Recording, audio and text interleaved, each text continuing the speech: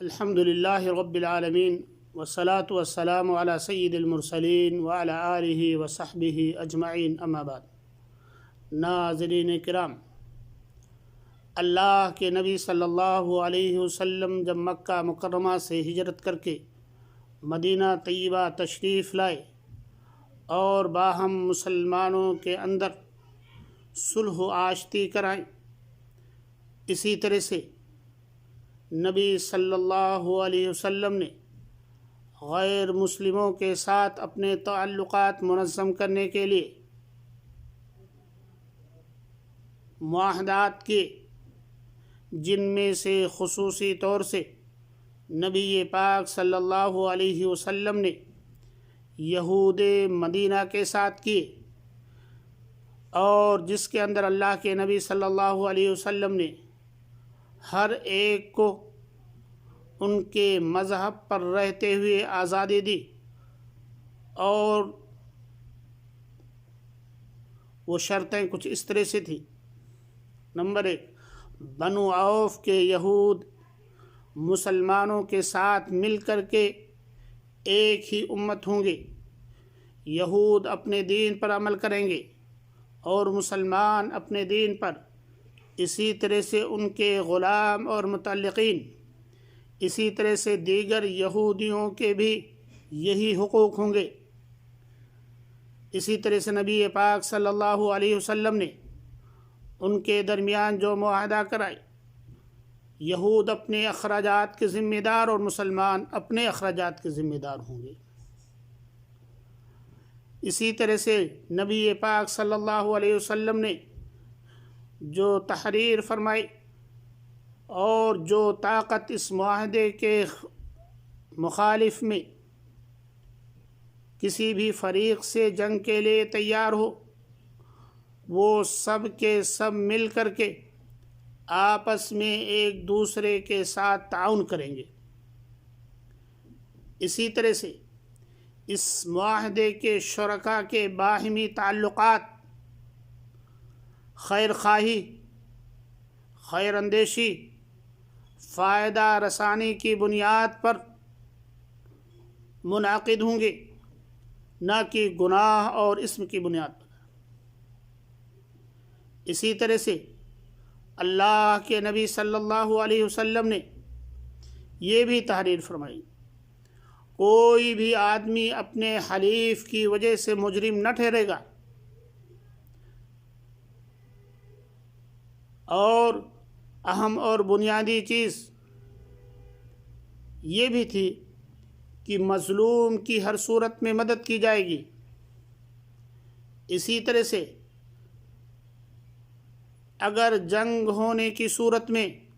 مسلمانوں کے ساتھ اس کا خرچ یہود بھی برداشت کریں گے۔ اس معاہدے کے سارے شرکاء پر مدینے میں ہنگامہ آرائی اور کشت و خون حرام ہوگا، یعنی ایک اعتبار سے مدینہ امن و سلامتی کا گہوارہ ہوگا۔ اس معاہدے کے فریقوں میں کوئی نئی بات یا جھگڑا پیدا ہو جائے جس میں فساد اور فتنے کا اندیشہ ہو، تو اس کا فیصلہ اللہ عز و جل اور محمد رسول اللہ صلی اللہ علیہ وسلم کی طرف لوٹایا جائے گا، اور جو بھی وہ فیصلہ کریں گے اسے تسلیم کیا جائے گا۔ اسی طرح سے ایک اہم اور بنیادی چیز کہ قریش اور اس کے مددگاروں کو پناہ نہیں دی جائے گی، اس لیے کہ میرے بھائیوں اور دوستو، اللہ کے نبی صلی اللہ علیہ وسلم کی ہجرت کے بعد بھی مکے کے قریش اور وہ ظالم اللہ کے نبی صلی اللہ علیہ وسلم کے خلاف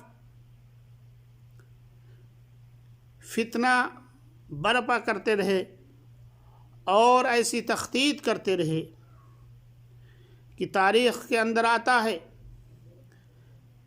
کہ عبداللہ بن ابی بن سلول کے ساتھ مل کر کے